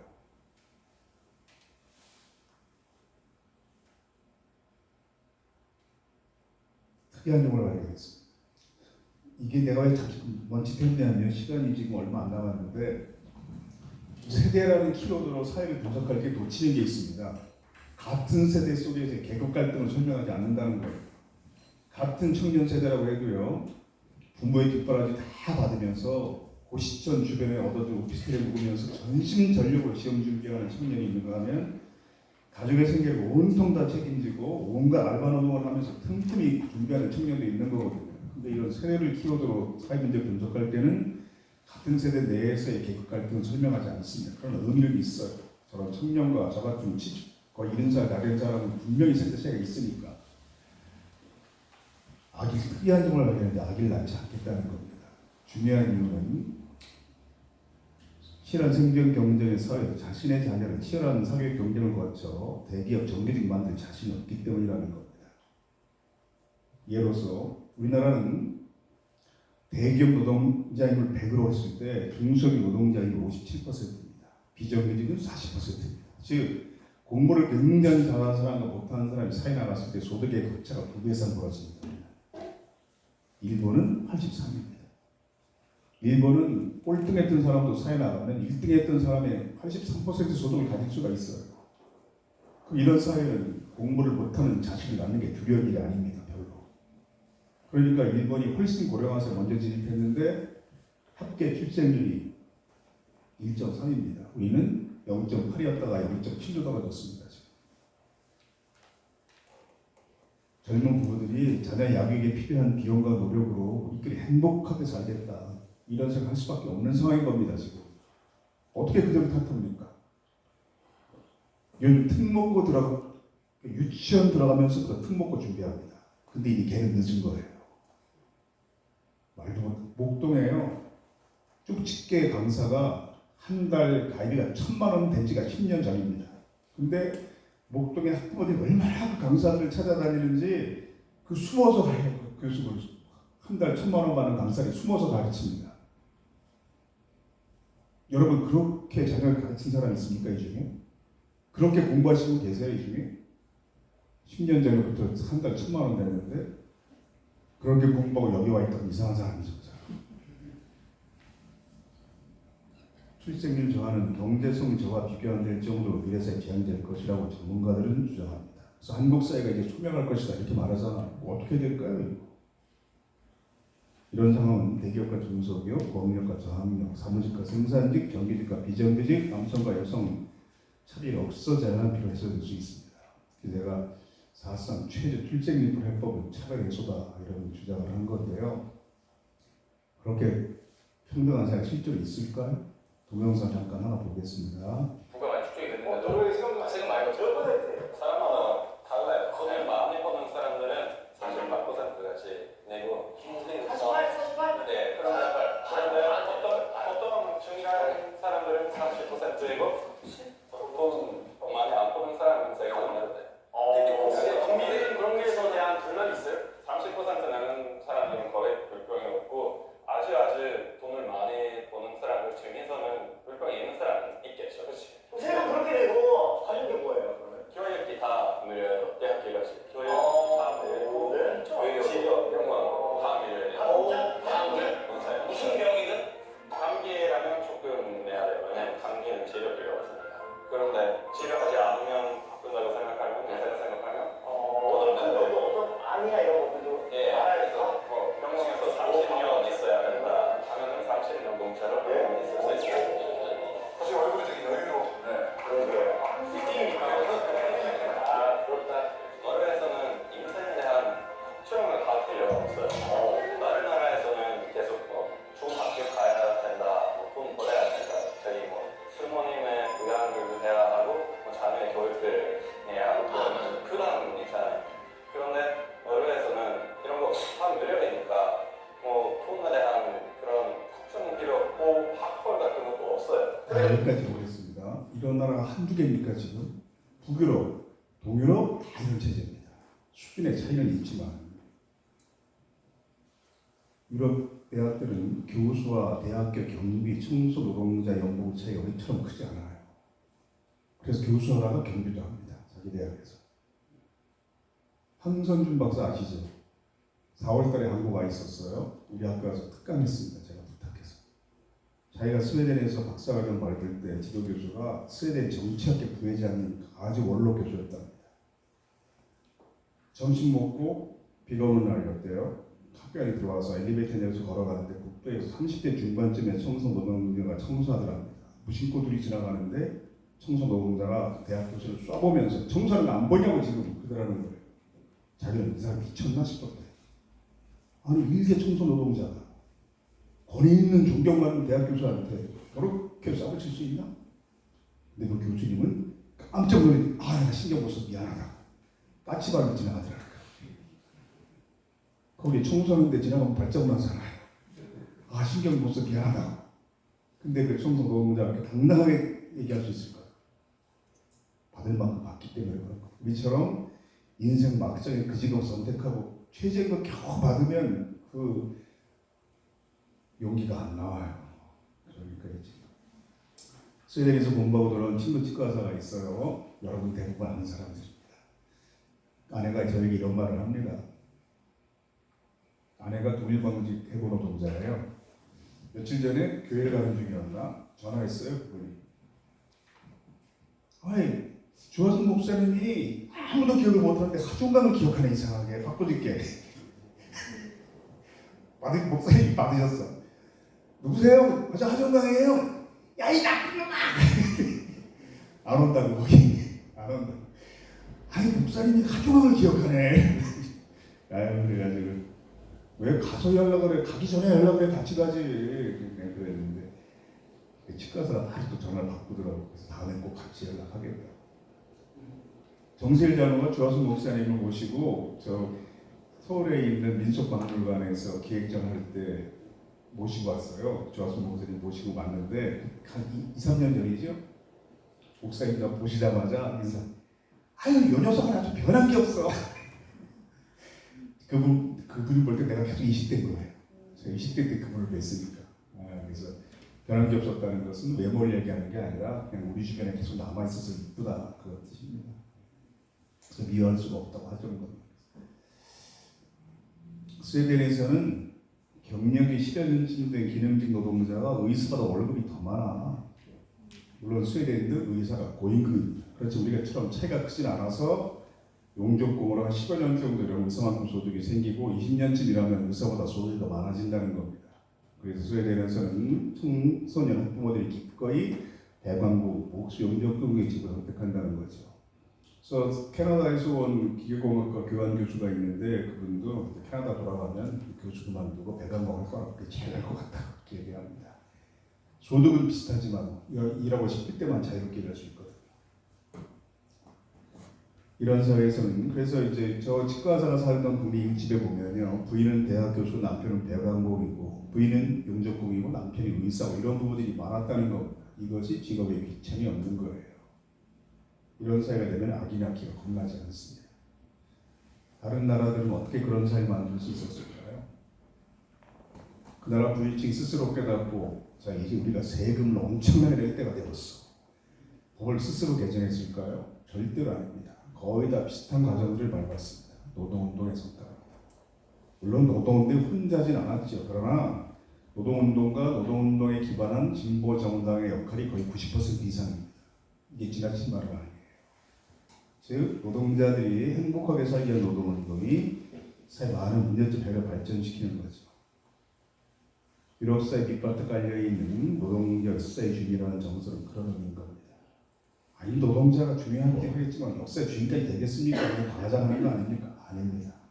제가 더 이상 시간을 설명할 수 없지만 다른 나라에서는 성식에 해당하는 노동 역사의 주인이라는 생각이 한국 사회에서는 불순한 자성처럼 집단하고 있을까요? 몇 번 설명했지만 외국의 역사 속에서 사회 전체가 지나치게 오른쪽에다 치우쳐버린 겁니다. 그래서 한국 사회에서 정치 성향이 중립이야 진보도 보수도 아니야 라고 말하는 사람의 생각은 다른 나라보다 거의 다 극우 세력이에요. 사실 제가 과장하는 게 아닙니다. 그렇다고 노동운동이 뭐 잘못이 없다는 뜻입니까? 민주론적인 잘못이 없다는 뜻입니까? 아닙니다. 엄청나게 잘못도 많이 하죠. 독립군 중에서 군장을 빼먹으면 독립군 없었겠어요? 그래서 독립운동이 정당한 겁니다. 자본주의 노동운동은 그런 성격을 가지고 있어요. 그래서 가능한 한 노동운동을 좀 더 애정을 가지고 봐달라 부탁을 드리면서 제 얘기 마치겠습니다. 고맙습니다. 시간 딱 반이 남았네요.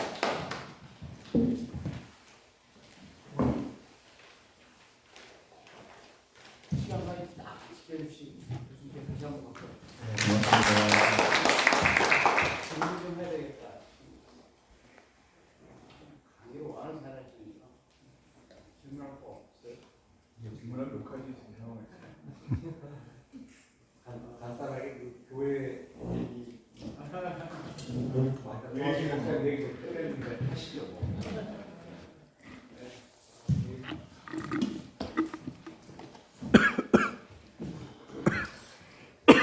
성서연구 할 때요. 첫날 누가복음에 성서연구는 두 단계가 있어요. 첫 단계는 누가복음에 나오는 비유를 다 공부하는 겁니다. 몇 번에 걸쳐서 두 번째는 손암동 박사님과 같이 민족제약 공부하는 노동자를 같이 했거든요. 저는 자격이 없었어요. 참여 자격이. 근데 그걸 빠짐없이 기록해서 나중에 책으로 만들어라. 이런 지시가 저에게 떨어진 겁니다. 김동환 목사님이. 와서 해. 그래서 저는 말 한마디 못하고 계속 녹음 켜놓고 적었어요. 첫날 돌아온 탕자의 비유를 공부했습니다. 근데 자유롭게 이야기하는 겁니다. 성경 읽고. 성경 처음 읽는데 너무 재밌어. 이건 완전히 스토리가 있네. 기승전결이 완벽하게 영어만큼 재미있는 스토리가 있네. 어느 대목이 가장 중요한 대목일까를 이야기했어요. 저는 답을 알고 있었습니다. 설계 수십 번 들었습니다. 정세일 장로는 중학교 때는 고등학교 때, 중학교 때 자기네 교회 부흥회 있으면 같이 데려가고 그랬던 사이입니다. 저 수유회 다녔어요. 어느 부분이 가장 중요한 대목일까? 그게 마지막 장면이죠. 재산을 다 탕진하고 돌아온 아들을 아버지 먼 멀티에서 발견하고 맨발로 막 뛰어나가서 품에 안아주는 우리의 모든 죄를 용서하시는 하나님의 넓고도 큰 사랑, 이게 가장 중요한 대목입니다. 근데 고아원에서 자랐다는 여성 노동자가 있었는데 이렇게 말하는 거예요. 정경을 처음 읽으니 너무 재밌네. 근데 나는 탕자가 이방에서 재산을 탕진하고 쥐엄나무 열매를 먹으려 하는 순간, 돼지고기로나 쓰이는 쥐엄나무 열매를 먹으려 하는 순간, 여기가 클라이막스 같아. 이때 깨달았죠. 아버지께 돌아가자. 고통을 당한 사람이 진리로 간다고 생각해. 굉장히 큰 충격을 받은 거예요. 아, 이렇게 느끼는 사람이 내게 사는 걸 내가 몰랐다. 난 세상의 절반만 알고 절반을 몰랐다. 그래서 그날 이후 제 신앙은 그 나머지 절반을 찾아 들어가는 그런 여정이었고요. 둘째 날은 선한 사마리아 사람들을 공부했어요. 제1교회 사건이 터졌어요. 그때. 열흘 불을 살았대, 제1교회 사건. 근데 81년도에 불을 살았으면요, 아무것도 안 한 겁니다. 거기 있다가 잡힌 거예요, 그냥. 구 한 번에 쳤거나 유임을 발견했으면 바로 구속되고, 그때는 그냥 거기 있다가 잡혔으니까 구류 열을 받은 겁니다. 굉장히 눈이 나빠서 안경이 없으면 일상생활이 불가능한데 여행 과정에서 안경이 깨졌다는 겁니다. 옆방에 주차장 옆방에 있는 청년이 경찰에게 요구했다는 거죠. 안경을 지급해라, 저 사람에게. 당신들이 깨뜨렸으니까 당신들이 책임져라. 안경이 없으면 일상생활이 저 사람 불가능하다. 붙들려 나가서 반 죽음이 되려고 맞았대요. 근데 그때 경찰서 가서 맞으면요, 어떻게 어느 정도인지 아세요? 여기서 피가 흘러가지고 여기까지 젖어요. 신발까지. 정말 그렇게 맞습니다. 그리고 경찰 입장에서도 처음에 나서는 놈을 완전히 때려잡아야 그 다음에 편하거든요. 그러니까 맨 처음에 문제 제기하는 놈들을 완전히 때려잡는 겁니다. 그런데 자기가 모르는 청년이 했다는 거예요. 그냥 그 사람이 저한 사마리아 사람 같습니다. 자신에게 손해가 없이 남을 돕는 건 누구나 할 수 있지만 자신의 큰 손해를 감수하며 남을 돕는 것, 그게 저는 사마리아 사람이라고 생각합니다. 이런 충격이 거의 매번 있었어요. 그 성경 공부 시간 동안. 그리고 서란도 목사님이 와서 가르치는 그겁니다. 야, 다 아는 얘기 하니까 좀 민망하다. 성경이 전부 몇 권입니까? 66권입니다. 그래서 우리 주일학교에서 어떻게 외우게 해요? 3, 9, 27 이렇게 외우게 하잖아요. 구약 39, 신약 27, 그래서 66권. 그 중에 가장 처음에 쓰여진 성경은 창세기일까요? 아닙니다. 출애굽기부터 쓴 거예요.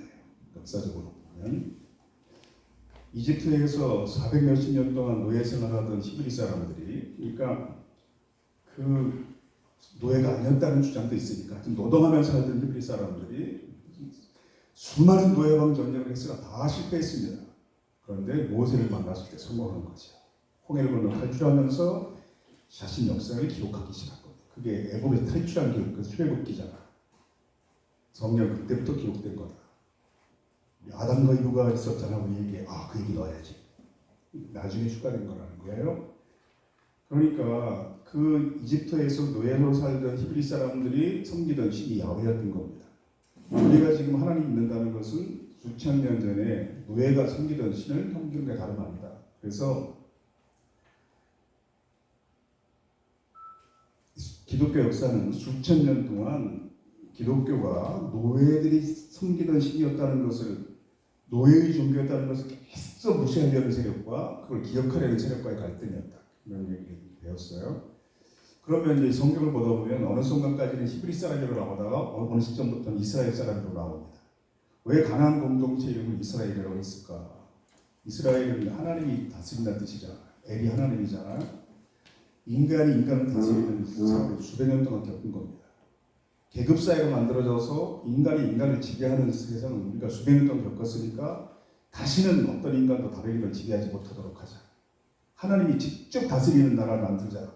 그래서 모든 인간이 하나님을 직접 다스리면 인간은 더 이상 다른 인간을 다스리지 못한다는 거죠. 그래서 공동체 명칭이 그렇게 정해진 거다.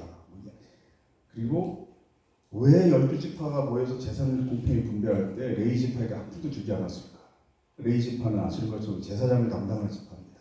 당시에 종교는 엄청난 권력이었다는 거예요. 물론 굳은 일이기도 했지만 권력을 종교를 가진 사람에게 경제력을 가지게 되면 또 다른 지배계급이 상승된다.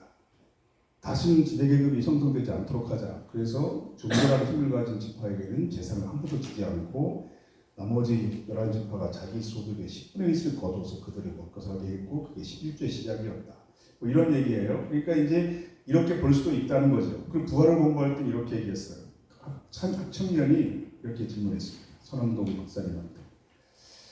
나는 전태 열사에 관한 책을 읽고 노동운동을 하게 됐습니다. 그런 전태 열사 수십 년 전에 죽었지만 내가 그 책을 읽고 노동운동을 따라했으면 이건 사망한 전태이 부활한 게 아닙니까? 그랬더니 서른도 목사님이 물론 그렇게 얘기할 수 있는데 우리가 지금 그렇게 이야기하면 노동운동 하는 놈은 그렇게 볼 수도 있지. 이 정도 이상 아니라는 거예요. 그런데 자신이 공부한 바로는 그게 사실 본질이었다는 거예요. 부활신앙의 본질이 바로 그거였다. 그래서 수많은 노예가 해방전쟁에서 계속 죽습니다. 그 성스러운 전쟁에 계속 죽으니까 내가 비록 지금 죽지만 언젠가 내가 죽은 육신이 살아나서 다시 피가 돌아서 원수 갚는 날이 올 거야. 지금은 죽어도. 부활신앙은 그래서 생긴 겁니다. 노예방전쟁에서 계속 죽을 수밖에 없는 노예들이 부활신앙이 필요했던 거예요. 그게 사실 부활신앙의 본질이라는 걸 조직신앙 안에 아주 체계적으로 자제하게 하는 것, 그게 내가 죽을 때까지의 사명이라고 생각합니다. 이런 얘기를 하셨어요. 지금 그렇게 말하면 노동운동 하는 놈 그렇게 볼 수 있지. 근데 그 사실은 그게 아니라 그게 사실 부활의 본질이었다는 거예요. 그래서 이제 안식일도 성경을 보면 구약의 그 안식일에 대해서 가톨릭에서 쓰는 탈출기에 보면 더 명확하게 나오는데요. 안식을 왜 만들었냐 하면 일곱째 되는 날은 너부터 쉬어야 너의 종이 쉴 수 있기 때문이다. 그래서 만든 거다. 이게 가톨릭이 쓴 탈출기에는 아예 명확히 이렇게 나옵니다. 그래야 너의 남자 종이 쉬고 여자 종이 쉬고 나귀도 쉬고 나그네도 쉴 것이다. 여기 나그네는 여행 다니는 나그네가 아니고 행렬병자 이런 사람들을 의미하는 거라고 그러잖아요. 그래서 노동하는 사람들의 종교이기 때문에 물론 하나님이 6일 동안 천지를 창조하시고 1회째 쉬었으니까 우리도 인간도 따라서 쉬자 이런 신앙이 생길 수밖에 없었지만 안식의 개입이 생긴 이유는 일하는 사람들의 종교였기 때문이다. 뭐 이런 공부였어요. 일하는 공부는. 그래서 제가 왜 이제 이걸 기독교에 대한 끈을 계속 놓지 않고 있냐 하면 교회 다니는 노동운동가들 거의 없지만 꽤 있어요. 특히 노동자 간부 중에는 부모님 따라서 신앙을 유지하는 사람들이 있습니다. 대부분 목사님에게 그런 말 듣는다는 거죠. 믿는 사람 그런 거 하는 거 아니야. 근데 아니다. 믿는 사람은 더 해야 된다. 노동운동. 그게 제가 성서와 그런 거를 몇 년 동안 노동자들과 하면서 남미 해방신앙 그때 막 체계해야 될 때가 이건 한국의 해방신앙일 거다. 노동자 입에서 나오는 말이 새로운 성경이야. 그래서 토시자나 빼자나 받아 적은 거지. 내가 다 그 얘기들. 이런 얘기들입니다. 그래서 기독교 노동운동이 결코 비성경적이지 않다. 노동운동이 성경적이고 기독교적 신앙에 부합할 수 있다. 이런 주장을 하는 건데, 그래서 선암동 목사님은 그 얼마 뒤에 돌아가셨는데 그 목적을 어느 정도 이룬 것 같아요. 그래서 세미나 할 때 학회할 때 보니까 민중 시올로지는 번역하지 않더라고요. 피플드 시올로지 번역하지 않고 그냥 민중 시올로지 이렇게 해서 국제 학회를 하더라고요. 오늘 책을 갖춘 신앙이 됐나 보다. 사진 보면서 그런 느낌 받았습니다. 주제랑 함께 이야기했는데 이런 체험들입니다. 재밌습니다.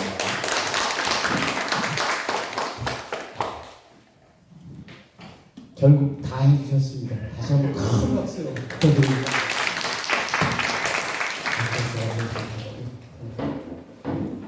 몇 가지 이제 광고 드리고 지역사회 광고 있으면 광고도 좀 받도록 하겠습니다. 첫 번째는 저희 다음 포럼입니다. 다음 포럼은 6월 1일이죠. 6월 1일. 아까 hu 교수가 보여준 다음 소위를 같이 보도록 할 겁니다. 그날 감독을 초대했습니다. 감독께서 오셔서 영화 얘기도 할 거고요. 하 선생님 못 오셨네? 아직 몰랐어요.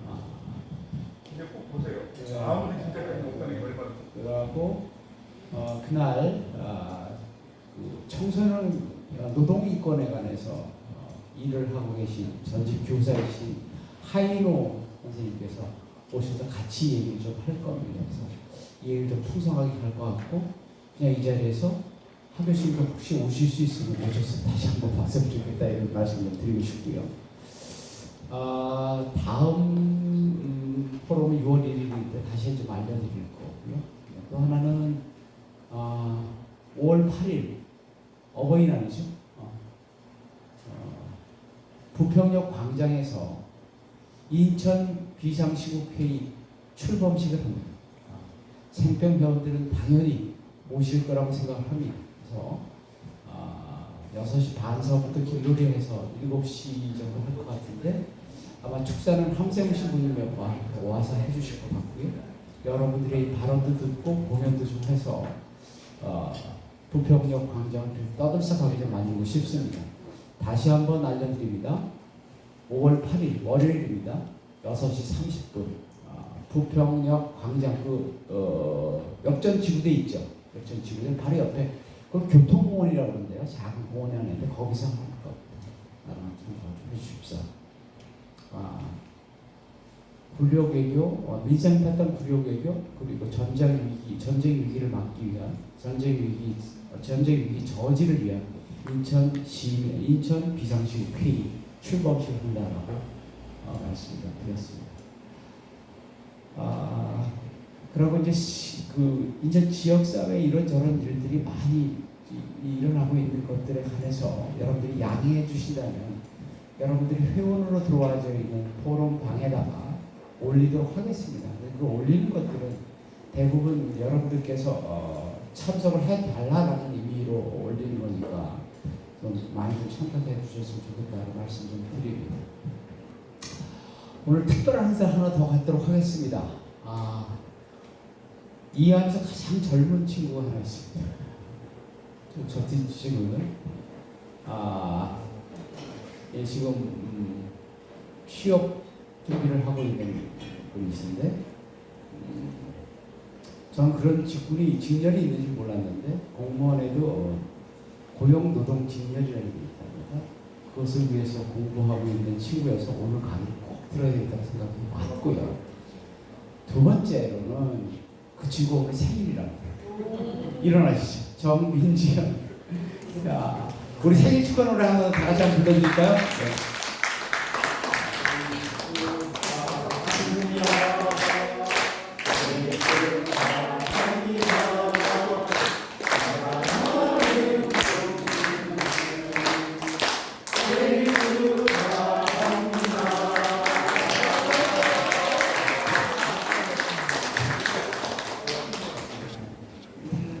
기특하다고 생각을 했고요.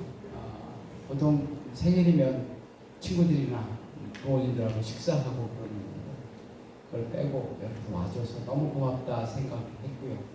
너무 제가 늦게 연락을 받아서 케이크를 준비 못했습니다. 그 꽃은 이 기류의 꿈에서 시사한 겁니다. 감사합니다. 혹시 지역사회 광고하실 거 있나요? 없지. 네? 다음 소위? 무슨 말인지 잘 몰라요. 7월